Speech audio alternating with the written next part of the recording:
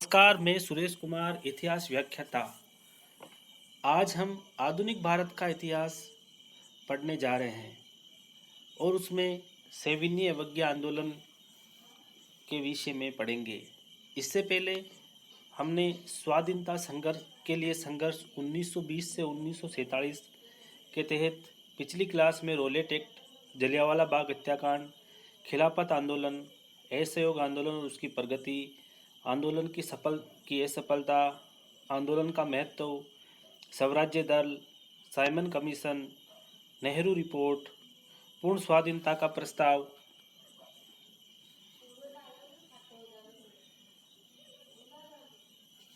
इनके विषय में अध्ययन किया था। आज हम सविनय अवज्ञा आंदोलन के विषय में अध्ययन करेंगे। सविनय अवज्ञा आंदोलन फरवरी 1930 में कांग्रेस कार्य समिति ने पूर्ण स्वराज्य प्राप्त करने के लिए सविनय अवज्ञा आंदोलन प्रारंभ करने का अधिकार महात्मा गांधी को दे दिया। इससे पूर्व 1928 के मध्य सरदार पटेल के नेतृत्व में किसानों ने बारडोली, सूरत जिला में एक सफल सत्याग्रह किया था और सरकार को भूमि कर देने से इनकार कर दिया था।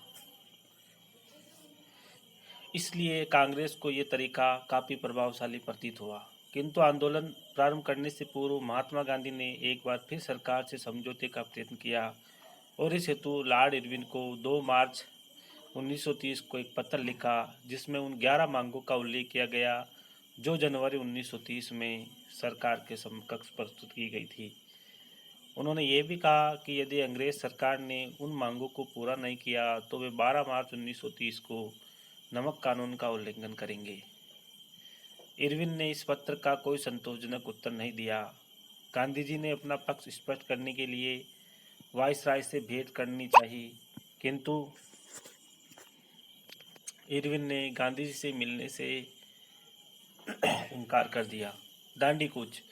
गांधी जी ने कोई कार्य जल्दी में नहीं किया। लाहौर अधिवेशन के बाद गांधी जी ने अपने कार्यकर्ताओं को सत्याग्रह का प्रशिक्षण दिया। 12 मार्च 1930 को गांधी जी ने अपने 79 कार्यकर्ताओं के साथ साबरमती आश्रम से समुद्र तट पर स्थित दांडी की ओर कूच किया। 200 मील की यात्रा पैदल चलकर 24 दिन में पूरी की गई। सरदार पटेल ने आगे आगे चलकर लोगों को गांधी जी के स्वागत के लिए तैयार किया। मार्ग में गांधी जी ने लोगों को बलिदान और अहिंसा का उपदेश दिया। लोगों में देशभक्ति की असीम उत्साह दिखाई दे रहा था। 6 अप्रैल 1930 को प्रातःकाल के बाद महात्मा गांधी ने समुद्र तट पर नमक बनाकर नमक कानून को भंग किया। आंदोलन का कार्यक्रम। महात्मा गांधी द्वारा नमक कानून को भंग करना सारे देश के लिए सविनय अवज्ञा के आरंभ का संकेत था।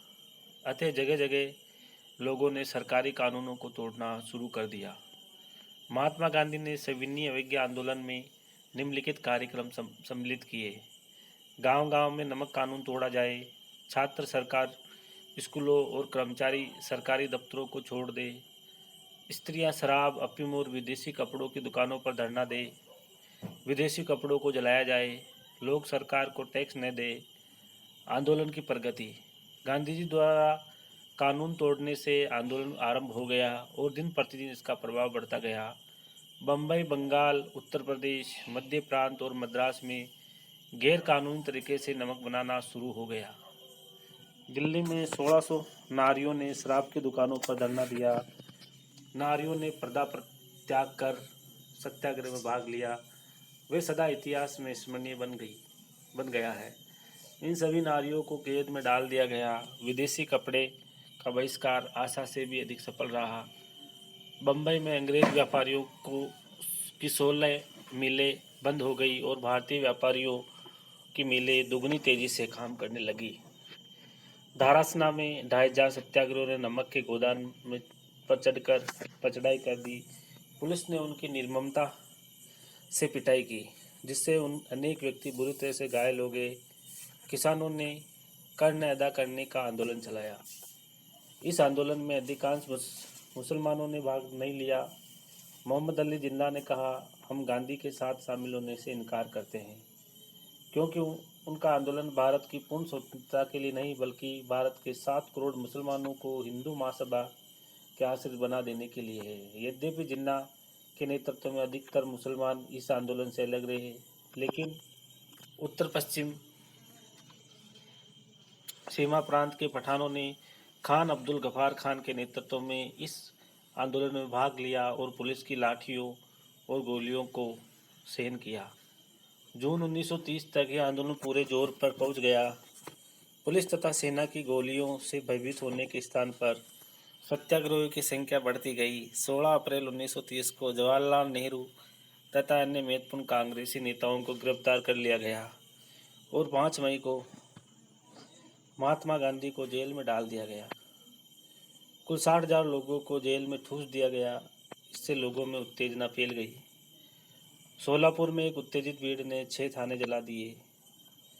पुलिस ने अनेक व्यक्तियों को गोली से भून दिया। जिस समय आंदोलन अपनी चरम सीमा पर था, इंग्लैंड की सरकार ने साइकिल कमीशन की रिपोर्ट पर विचार करने के लिए इंग्लैंड में गोलमेज सम्मेलन बुलाया। कांग्रेस के अधिकांश कार्यकर्ता जेल में थे, अतः उनका कोई प्रतिनिधि गोलमेज में भाग नहीं ले सका। प्रथम गोलमेज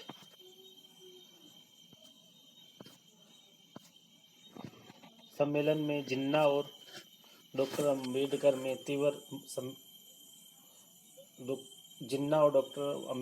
तीव्र सम्मेलन मतभेद हो जाने के कारण कोई निर्णय नहीं हो सका। Gandhi Irwin pact. इरविन ने यह अनुभव कर लिया कि आंदोलन को सख्ती से नहीं दबाया जा सकता और कांग्रेस के सहयोग के बिना कोई समस्या का समाधान नहीं हो सकता। अतः देश में अच्छा वातावरण बनाने के लिए 26 जनवरी 1931 को गांधी जी को जेल से रिहा कर दिया गया।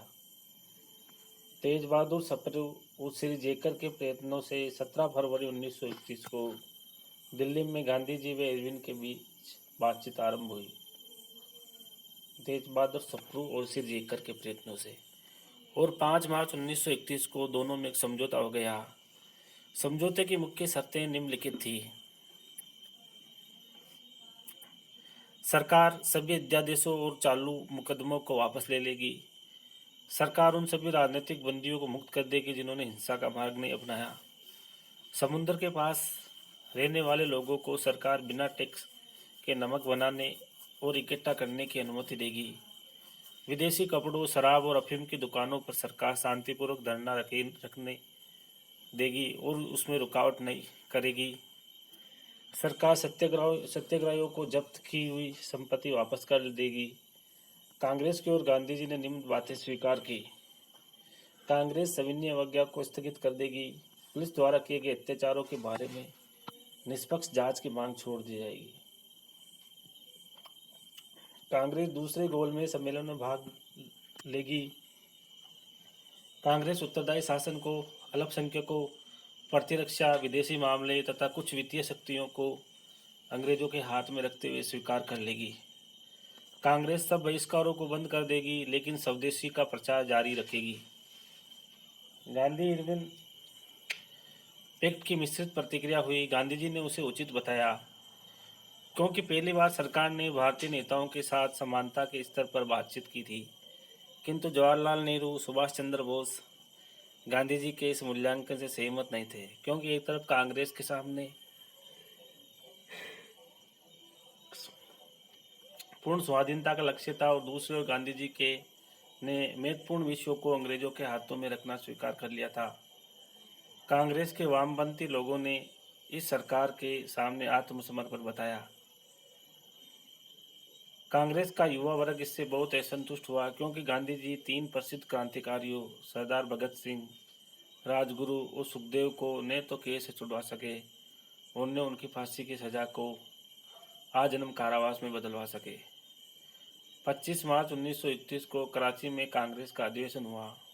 उस समय सरदार भगत सिंह, राजगुरु और सुखदेव को फांसी हो चुकी थी। इसलिए नवयुवकों ने महात्मा गांधी के विरुद्ध काले झंडों का प्रदर्शन किया। महात्मा गांधी बड़ी कठिनाई से इस समझौते को कांग्रेस से स्वीकार करा सके। गांधी इरविन समझौते को ब्रिटिश सरकार अपनी राज्य मान रही थी, अतः इरविन के उत्तराधिकारी विलिंगटन ने हर संभव तरीके से समझौते का उल्लंघन किया। गांधी जी को चेतावनी देनी पड़ी कि सरकारी दमन बंद नहीं किया गया तो वे लंदन नहीं जाएंगे। गांधी जी व वेलिंगटन में समझौता होने के बाद ही गांधी जी दूसरे गोलमेज सम्मेलन में भाग लेने लंदन गए।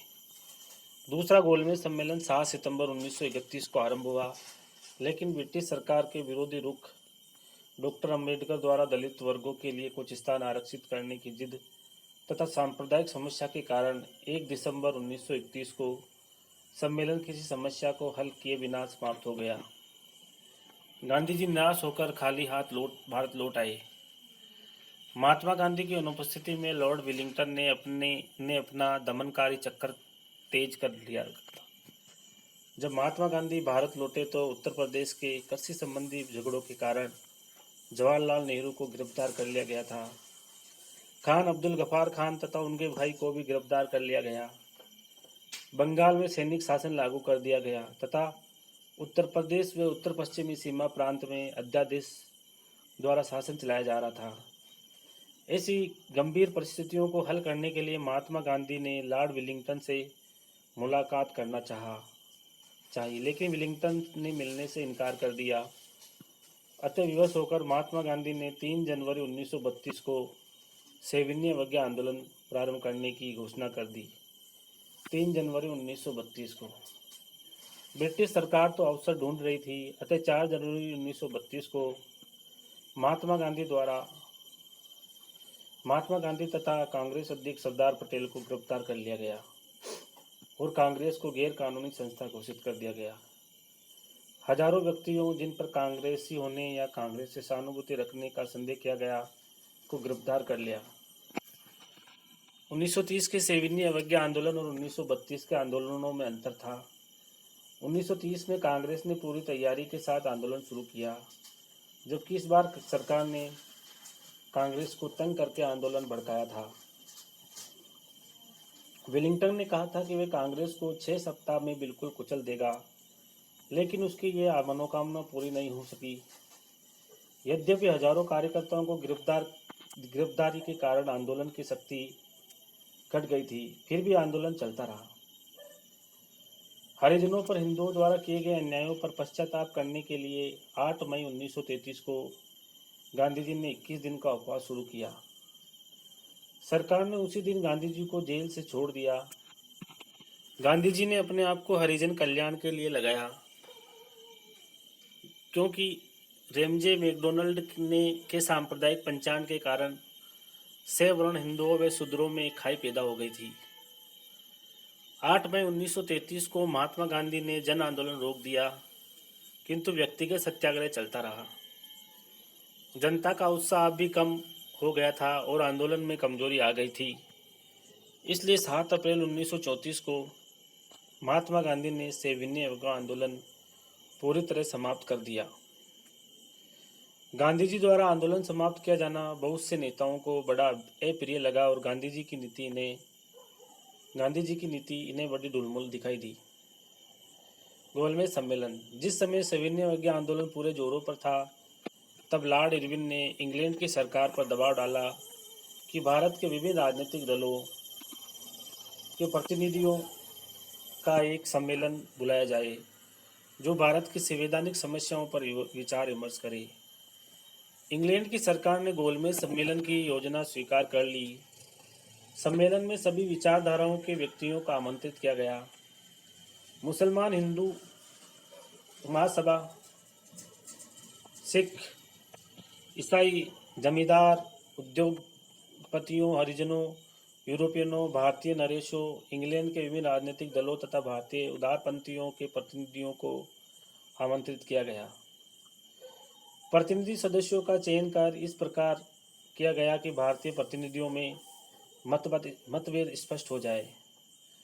प्रथम गोलमेज सम्मेलन के अवसर पर कांग्रेस सविनय अवज्ञा आंदोलन चला रही थी, अतः कांग्रेस के प्रथम गोलमेज सम्मेलन में भाग नहीं लिया।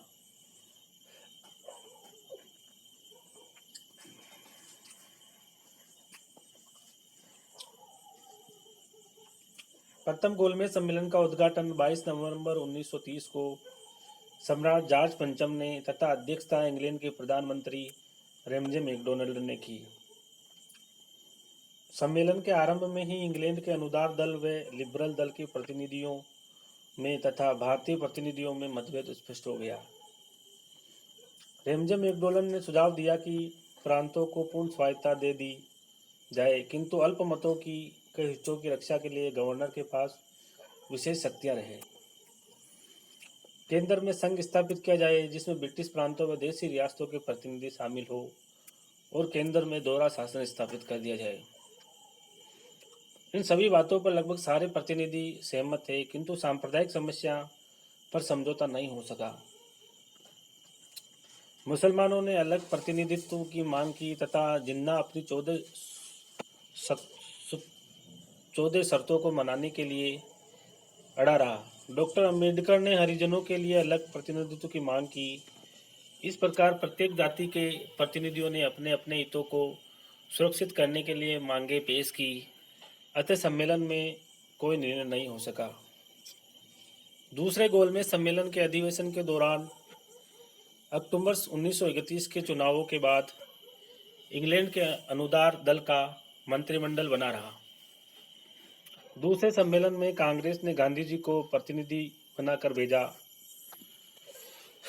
दूसरा गोलमेज सम्मेलन 7 सितंबर 1931 को आरंभ हो गया।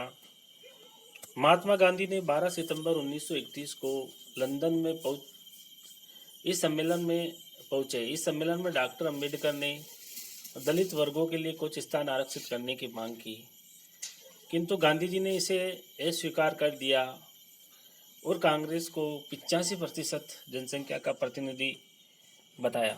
महात्मा गांधी ने भारत के लिए पूर्ण स्वतंत्रता की मांग की। सांप्रदायिक समस्या भी अत्यधिक जटिल बन गई। महात्मा गांधी ने कहा, यदि भारतीय प्रतिनिधि आपस में सांप्रदायिक समस्या का हल नहीं निकाल सके तो उन्हें इसका निर्णय अंग्रेज सरकार पर छोड़ देना चाहिए। सम्मेलन में अधिकांश प्रतिनिधियों ने मैकडोनाल्ड के निर्णय के प्रति आस्था प्रकट की। गांधी जी ने केवल मुसलमानों और सिखों के लिए मैकडोनाल्ड की मध्यस्थता स्वीकार की थी, दलित वर्गों के लिए नहीं, लेकिन वहाँ प्रत्येक जाति के प्रतिनिधियों ने अपनी मांगे बढ़ा कर पेश की। ब्रिटिश सरकार ने प्रत्येक जाति के प्रतिनिधि ऐसे ही चुने थे जिनमें कोई समझौता न हो सका, अतः सांप्रदायिक समस्या का यहाँ कोई समाधान नहीं हो सका। महात्मा गांधी के सभी प्रयत्न विफल हुए और उन्हें निराश होकर भारत लौटना पड़ा। दूसरे गोलमेज सम्मेलन की असफलता के बाद एक तीसरा गोलमेज सम्मेलन हुआ जो 17 नवंबर से 24 दिसंबर 1932 तक चला, लेकिन इसका कोई विशेष महत्व नहीं था क्योंकि इस सम्मेलन में केवल राजभक्तों ने ही भाग लिया था।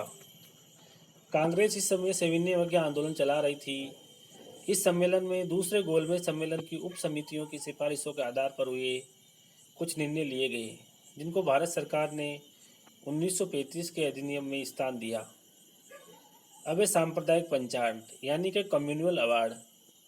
दूसरे गोलमेज सम्मेलन के अंत में रेमजे मैकडोनाल्ड ने कहा था कि यदि भारतीय प्रतिनिधि आपस में सांप्रदायिक समस्या हल न कर सके तो ब्रिटिश सरकार अपना निर्णय देने हेतु बाध्य हो जाएगी।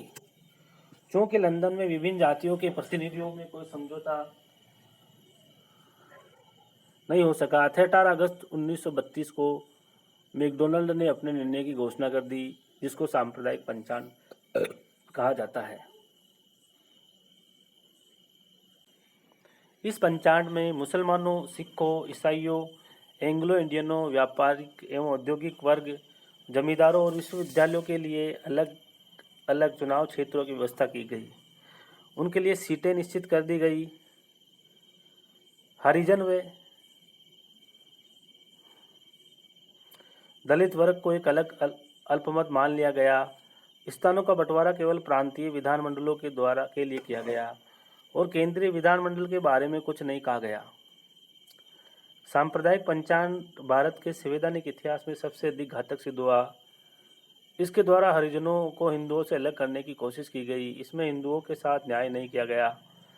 जिन प्रांतों में हिंदू अल्पमत में थे वहाँ हिंदुओं को वही रियासतें नहीं दी गई जो मुसलमानों को उन प्रांतों में दी गई जहाँ वे अल्पमत में थे। भारतीय ईसाइयों ने कभी अलग प्रतिनिधित्व की मांग नहीं की थी, फिर भी ये पद्धति उन पर लाद दी गई।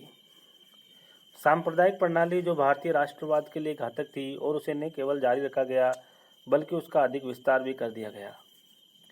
गांधी जी को सबसे अधिक दुख दलित वर्गों के लिए सांप्रदायिक निर्वाचन प्रणाली की स्थापना से हुआ।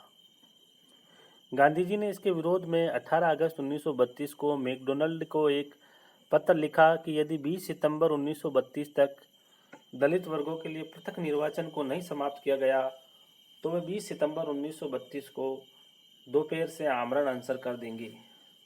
ब्रिटिश सरकार ने इसकी कोई परवाह नहीं की, अतः 20 सितंबर 1932 को महात्मा गांधी ने अपना आमरण अनशन प्रारंभ कर दिया। डॉक्टर अम्बेडकर ने इसे राजनीतिक धूर्तता कहा, किंतु पंडित मदन मोहन मालवीय, डॉक्टर राजेंद्र प्रसाद व अन्य हिंदुओं ने डॉक्टर अम्बेडकर से विचार विमर्श किया। अंत में 26 सितंबर 1932 को एक समझौते पर हस्ताक्षर हो गए, जिसे पूना समझौता यानी पूना पैक्ट कहते हैं। गांधी जी ने 26 सितंबर को अपना अनशन समाप्त कर दिया। डॉक्टर अम्बेडकर ने अवसर का लाभ उठाते हुए 71 के स्थान पर 148 स्थान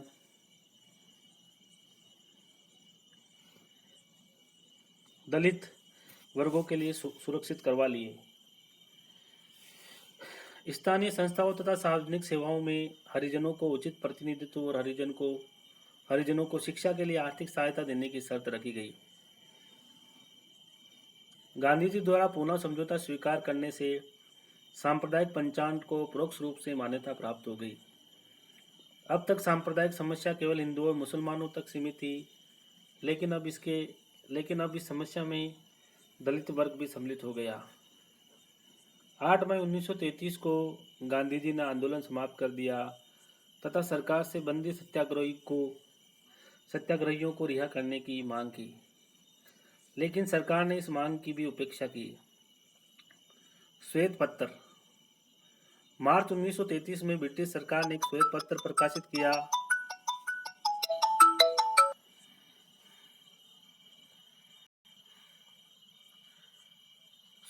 मार्च 1933 में ब्रिटिश सरकार ने एक श्वेत पत्र प्रकाशित किया, जिसमें ब्रिटिश सरकार ने उन बिंदुओं को संकेत दिया जिनके आधार पर 1935 का एक्ट बनने वाला था।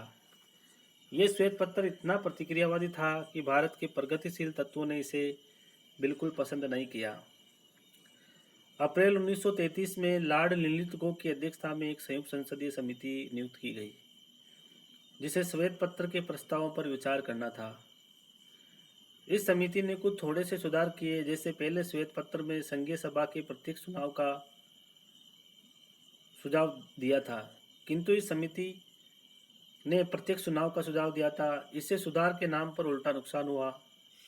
इस समिति की रिपोर्ट 11 नवंबर 1934 को प्रकाशित हो गई और इसके आधार पर अधिनियम ब्रिटिश संसद द्वारा पारित किया गया, जिसे अगस्त 1935 में ब्रिटिश सम्राट की स्वीकृति प्राप्त हो गई। 1935 का अधिनियम व राजनीतिक सरगर्मी। 1935 के अधिनियम द्वारा अखिल भारतीय संघ की स्थापना की गई तथा केंद्र में द्वैत शासन स्थापित किया गया। गवर्नर जनरल को कुछ विशेष अधिकार देकर संघीय व्यवस्थापिका को शक्तिहीन बना दिया गया। मुस्लिम लीग ने प्रांतीय स्वायत्तता की मांग पर जोर दिया ताकि मुस्लिम बहुमत वाले प्रांतों में वे स्वतंत्र और केंद्र से मुक्त रह सके। अतः इस अधिनियम में प्रांतों को पूर्ण स्वायत्तता प्रदान की गई। कांग्रेस तथा अन्य दल इस अधिनियम से संतुष्ट नहीं हुए। देशी रियासतों के शासकों ने संघ योजना के प्रति कोई रुचि नहीं दिखाई। अतः इस अधिनियम का संघीय भाग लागू नहीं हो सका। प्रांतीय स्वायत्तता का इतना विरोध नहीं हुआ था, अतः अधिनियम को प्रांतीय क्षेत्रों में 1 अप्रैल 1937 को लागू कर दिया गया। तदनुसार प्रांतों में चुनाव कराए गए। फलस्वरूप 6 प्रांतों मद्रास, बम्बई, बिहार, उड़ीसा, उत्तर प्रदेश और मध्य प्रांत में कांग्रेस को स्पष्ट बहुमत प्राप्त हुआ। तीनों प्रांतों बंगाल, असम और उत्तर पश्चिमी सीमा प्रांत में कांग्रेस को सबसे अधिक स्थान प्राप्त हुए तथा दो प्रांतों पंजाब और सिंध में कांग्रेस को नहीं के बराबर स्थान प्राप्त हुए। प्रांतों में चुनाव जीतने के बाद कांग्रेस के सामने प्रश्न उत्पन्न हुआ कि कांग्रेस को सत्ता ग्रहण करनी चाहिए या नहीं, क्योंकि कांग्रेस ने इस संविधान 1935 का अधिनियम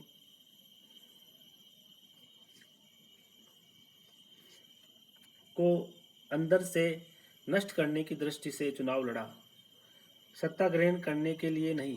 कांग्रेस के कुछ वरिष्ठ सदस्य सी राजगोपालाचारी, डॉक्टर राजेंद्र प्रसाद और सरदार पटेल पद ग्रहण करने के पक्ष में थे, जबकि जवाहरलाल नेहरू उनके अनुयायी पद ग्रहण करने के विरुद्ध थे। अंत में महात्मा गांधी के कहने पर यह निर्णय लिया गया कि यदि गवर्नर जनरल ये आश्वासन दे कि प्रांतों के गवर्नर दैनिक प्रशासन में मंत्रियों के कार्यों में हस्तक्षेप नहीं करेंगे और संवैधानिक अध्यक्ष के रूप में कार्य करेंगे तो कांग्रेस पद ग्रहण कर लेगी। गवर्नर जनरल लाल लिनलिथगो ने इस प्रकार का आश्वासन देने से इनकार कर दिया। अतः कांग्रेस ने पद ग्रहण करने से इनकार कर दिया। प्रांतों में गवर्नर के ने दूसरे सबसे बड़े दल को सरकार बनाने के लिए आमंत्रित किया और मंत्रिमंडल बना लिए गए, किंतु बहुमत न होने के कारण विधानमंडलों पर उनका कोई नियंत्रण नहीं था। अंत में विवश होकर 21 जून 1937 को लाल लिनलिथगो ने इस प्रस्ताव का आश्वासन दिया और 7 जुलाई 1937 को कांग्रेस बहुमत वाले प्रांतों में कांग्रेस ने अपने मंत्रिमंडल बनाए। अगले वर्ष कांग्रेस ने दूसरे दलों से मिलकर मुस्लिम लीग से नहीं, असम में अपना मंत्रिमंडल बनाया। इसी दौरान उत्तर पश्चिमी सीमा प्रांत में मुस्लिम लीग के मंत्रिमंडल के विरुद्ध अविश्वास का प्रस्ताव पारित हो गया। अतः मुस्लिम लीग के मंत्रिमंडल ने त्यागपत्र दे दिया और उसके स्थान पर कांग्रेस ने दूसरे दलों के सहयोग से मंत्रिमंडल बनाया। इस प्रकार कुल 11 प्रांतों में से 8 प्रांतों में कांग्रेस ने पद ग्रहण कर लिए। केवल 3 प्रांतों बंगाल, पंजाब और सिंध में गैर कांग्रेसी मंत्रिमंडल बनाए गए। 1939 तक कांग्रेसी तथा गैर कांग्रेसी प्रांतों में प्रांतीय मंत्रिमंडल ठीक ढंग से कार्य करते रहे। कांग्रेसी प्रांतों में गवर्नरों ने मंत्रियों के कार्यों में आवश्यक हस्तक्षेप नहीं किया, किंतु गैर कांग्रेसी प्रांतों में वे जिस समय भी चाहते हस्तक्षेप कर लेते। इसका कारण यह था कि उन प्रांतों में कांग्रेस जैसा कोई ब्रिटिश विरोधी संगठित दल नहीं था। द्वितीय विश्व युद्ध तथा संवैधानिक गतिरोध। 1 सितंबर 1939 को जर्मनी ने पोलैंड पर आक्रमण कर दिया। इस पर इंग्लैंड ने 3 सितंबर 1939 को जर्मनी के विरुद्ध युद्ध की घोषणा कर दी। अंग्रेजों ने कहा इस युद्ध द्वारा प्रत्येक राष्ट्र को के शोषण का अंत होगा और प्रत्येक जाति को आत्मनिर्णय का अधिकार प्राप्त होगा। इसके तुरंत बाद लाल लिनलिथगो ने केंद्रीय विधानमंडल, प्रांतीय विधानमंडल अथवा मंत्रिमंडलों से परामर्श किए बिना भारत को भी इंग्लैंड के साथ युद्ध में शामिल कर लिया। कांग्रेस ने गवर्नर जनरल की इस कार्रवाई का सर्वथा अनुचित बताया। 10 अक्टूबर 1939 को अखिल भारतीय कांग्रेस कमेटी की बैठक हुई, जिसमें मांग की गई कि ब्रिटिश सरकार ये घोषणा करे कि युद्ध की समाप्ति के बाद भारत को स्वतंत्र कर दिया जाएगा और तत्काल भारतीय मामलों पर अधिक से अधिक नियंत्रण दे दिया जाएगा। कांग्रेस की इस मांग के बावजूद 17 अक्टूबर 1939 को लाल लिनलिथगो ने युद्ध के बाद भारत की इस मांग के बावजूद 17 अक्टूबर 1939 को लाल लिनलिथगो ने युद्ध के बाद भारत को अधिराज्य स्थिति देने की घोषणा की। इस घोषणा से किसी को भी तसल्ली नहीं हुई। महात्मा गांधी ने कहा कि कांग्रेस ने रोटी मांगी थी परंतु इसको पत्थर मिले। 22 अक्टूबर 1939 को कांग्रेस कार्य समिति ने एक प्रस्ताव पास किया जिसमें ब्रिटिश सरकार के रवैये के विरुद्ध रोष प्रकट करने के लिए कांग्रेसी मंत्रिमंडल को त्यागपत्र देने को कहा। 8 प्रांतों के कांग्रेसी मंत्रिमंडल ने त्यागपत्र दे दिया। इन सभी प्रांतों में गवर्नर जनरल ने संविधान की विफलता घोषित करके धारा 93 के अनुसार प्रांतों का शासन गवर्नरों को सौंप दिया और प्रांतीय स्वराज्य का अंत कर दिया। प्रांतों में उत्पन्न संवैधानिक गतिरोध का परिणाम यह निकला कि लॉर्ड लिनलिथगो जिन्ना की सहायता की तरफ अधिक झुकने लगा। इससे मुस्लिम लीग को प्रोत्साहन प्राप्त हुआ और मार्च 1940 में मुस्लिम लीग ने पाकिस्तान की मांग प्रस्तुत की। इधर अंतर्राष्ट्रीय स्थिति बड़ी तेजी से बदलती जा रही थी। जर्मनी ने जून 1940 तक अनेक देशों पर विजय प्राप्त कर ली थी और ब्रिटेन पर बड़ी तेजी से हवाई हमले आरंभ कर दिए थे। इससे अंग्रेजों को भारी खतरा उत्पन्न हो गया था। इस अवसर पर महात्मा गांधी ने कहा, हम ब्रिटेन की बर्बादी में अपनी आज़ादी तलाश नहीं करते। कांग्रेस ने 7 जुलाई 1940 को पूना में एक प्रस्ताव पास कर 2 शर्तों पर ब्रिटिश सरकार को सहायता देने का वचन दिया। पहली शर्त यह थी कि युद्ध के बाद भारत को पूर्ण रूप से स्वतंत्र करा दिया जाए और दूसरी ये कि केंद्र में सभी मुख्य राजनीतिक दलों को मिलाकर तुरंत एक अंतरिम सरकार स्थापित की जाए। इसी समय इंग्लैंड में राजनीतिक परिवर्तन आया। चेम्बरलेन के स्थान पर चर्चिल प्रधानमंत्री तथा लॉर्ड जेटलैंड के स्थान पर एमरी भारत सचिव बनेंगे। लॉर्ड जेटलैंड के स्थान पर एमरी। उनकी भारत के प्रति सहानुभूति बिल्कुल नहीं थी, किंतु गंभीर अंतर्राष्ट्रीय स्थिति को देखते हुए गवर्नर जनरल को भारतीय नेताओं से बातचीत करके संतुष्ट करने की आज्ञा दी गई। अतः गवर्नर जनरल ने 8 अगस्त 1940 को एक घोषणा की जिसमें कहा गया कि युद्ध के बाद एक ऐसी समिति नियुक्त की जाएगी जो पूर्णतया राष्ट्रीय होगी और वे भारत के भावी संविधान की रूपरेखा तैयार करेगी। गवर्नर जनरल कार्यकारिणी समिति में भारतीय प्रतिनिधियों को शामिल करने का आश्वासन दिया गया। युद्ध संबंधी मामलों में सलाह देने के लिए एक युद्ध परामर्श समिति स्थापित करने को कहा गया, जिसमें देशी रियासतों तथा भारत के राष्ट्रीय जीवन के सभी प्रमुख तत्वों को शामिल करने की व्यवस्था थी। कांग्रेस ने इस घोषणा को स्वीकार नहीं किया क्योंकि पूना प्रस्ताव में उल्लेखित शर्तों का पालन इस घोषणा में नहीं किया गया। इसके विपरीत इस घोषणा में अप्रत्यक्ष रूप से यह कह दिया गया कि मुस्लिम लीग की स्वीकृति के बिना भारत में कोई संवैधानिक परिवर्तन नहीं किया जाएगा। इस प्रकार बहुमत को अल्पमत की दया पर छोड़ दिया गया। यह घोषणा राष्ट्रीय हितों के सर्वथा प्रतिकूल थी। अतः कांग्रेस ने सरकार का विरोध करने के लिए व्यक्तिगत सत्याग्रह शुरू किया, जिसमें देशवासियों से युद्ध में सरकार की सहायता न करने की अपील की गई। अब मुस्लिम राजनीति और पाकिस्तान की मांग। असहयोग आंदोलन के समय कांग्रेस और मुस्लिम लीग में जो सहयोग और एकता रही वैसी फिर कभी दिखाई नहीं दी। असहयोग आंदोलन की समाप्ति के बाद जो सांप्रदायिक दंगे हुए उससे कांग्रेस और मुस्लिम लीग के बीच गहरी खाई उत्पन्न हो गई। मुस्लिम लीग कांग्रेस की हर नीति का विरोध कर रही थी। 1935 के अधिनियम के अनुसार जब 1937 में प्रांतीय क्षेत्र के चुनाव हुए तो मुस्लिम लीग को कोई विशेष सफलता नहीं मिली। लीग केवल मुस्लिम प्रांतों में ही प्रभावशाली रही। ऐसी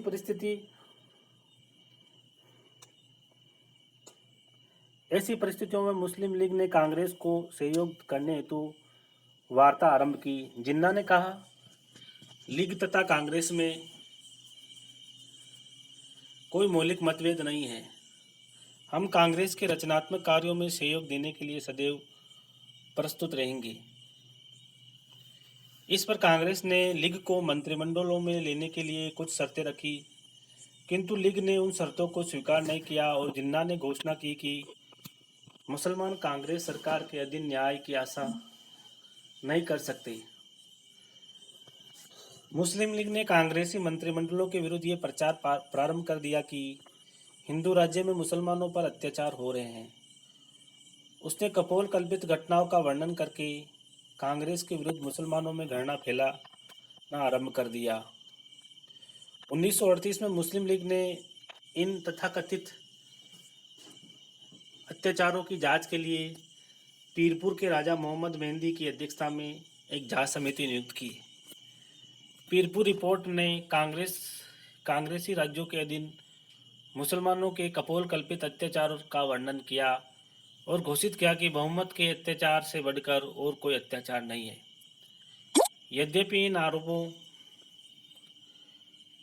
में कोई तथ्य नहीं था। स्वयं उत्तर प्रदेश के गवर्नर सर हेग ने कहा था कि कांग्रेसी मंत्रिमंडल ने मुसलमानों के साथ औचित्य और न्यायपूर्ण व्यवहार किया है। पीरपुर रिपोर्ट बंगाल में प्रजा पार्टी के नेता फजल उल हक ने प्रकाशित की, जिसका शीर्षक था कांग्रेस प्रशासन में मुसलमानों पर अत्याचार।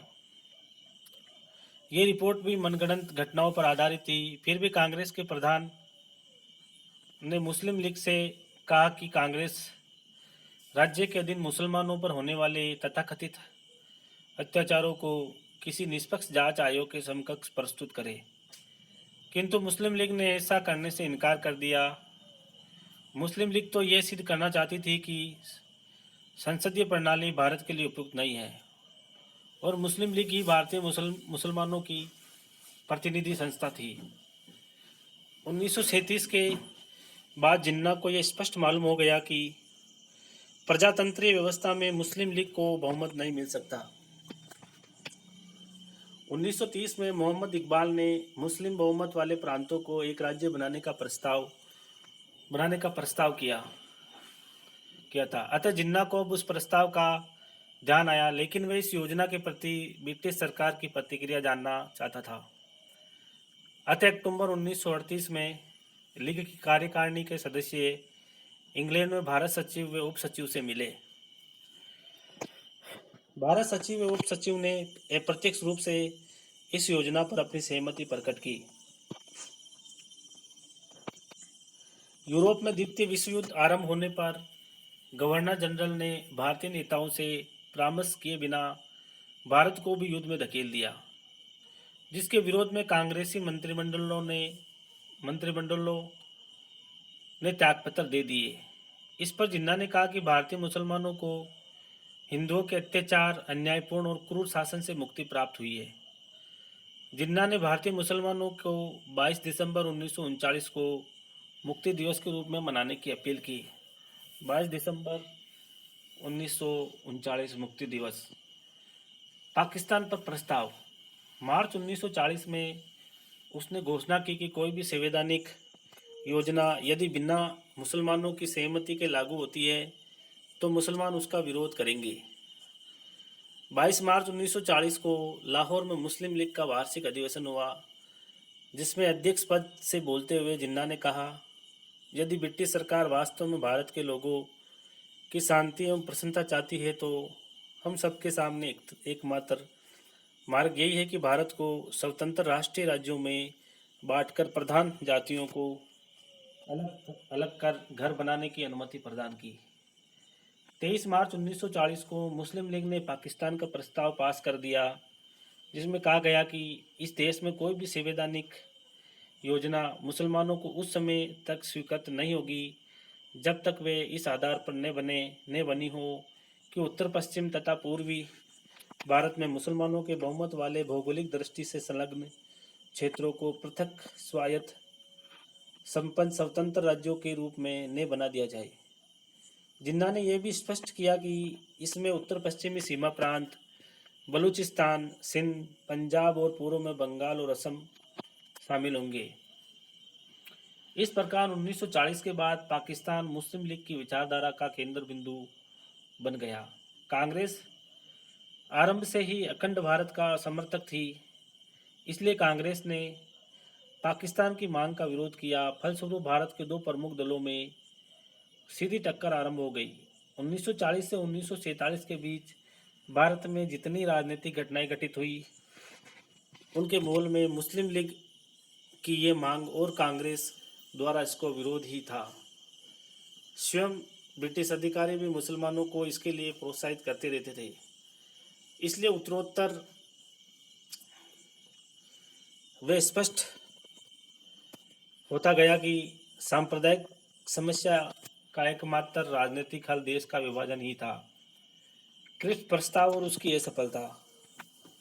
अंग्रेजों द्वारा कांग्रेस की मांगों को पूरा नहीं करने के कारण ब्रिटिश सरकार को युद्ध में सहायता नहीं देने के लिए महात्मा गांधी ने व्यक्तिगत सत्याग्रह चलाया। किंतु जापान की बढ़ती हुई प्रगति देखकर महात्मा गांधी ने 30 दिसंबर 1941 को इस आंदोलन को कांग्रेस के नेतृत्व में से मुक्त कर दिया। किंतु इस आंदोलन का प्रभाव अन्य देशों की जनता पर पड़ा। इंग्लैंड की के भी इंग्लैंड में भी वे भावना प्रबल होने लगी कि भारतीयों को कुछ अधिकार दिए बिना उनकी सहायता प्राप्त नहीं की जा सकती। इधर 1942 के आरंभ तक जापान ने सिंगापुर, मलाया, ऑस्ट्रेलिया, अंडमान और निकोबार द्वीप समूह को जीत लिया।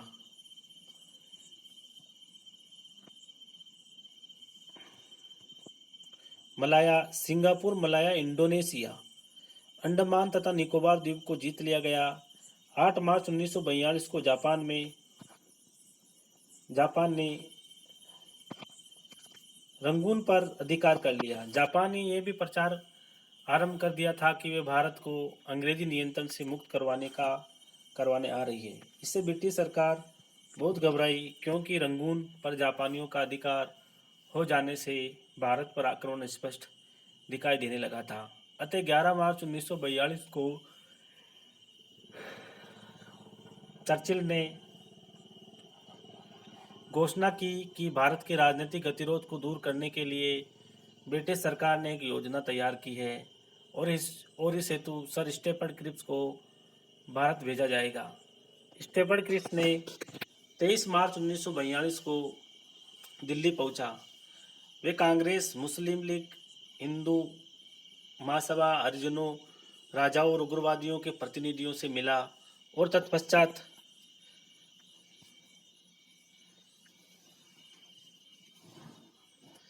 30 मार्च 1942 को अपने प्रस्ताव की घोषणा कर दी। क्रिप्स प्रस्तावों को विस्तृत विवेचना 15वें अध्याय में की गई है। इस योजना से चर्चिल को इतना लाभ अवश्य हुआ कि उसे अमेरिकी राष्ट्रपति रूजवेल्ट तथा चीन के राष्ट्रपति चांग काई शेक के दबाव से मुक्ति मिल गई, क्योंकि इन्होंने चर्चिल पर दबाव डाला था कि वे भारतीयों से कुछ समझौता करे ताकि युद्ध में उसका सहयोग प्राप्त हो सके।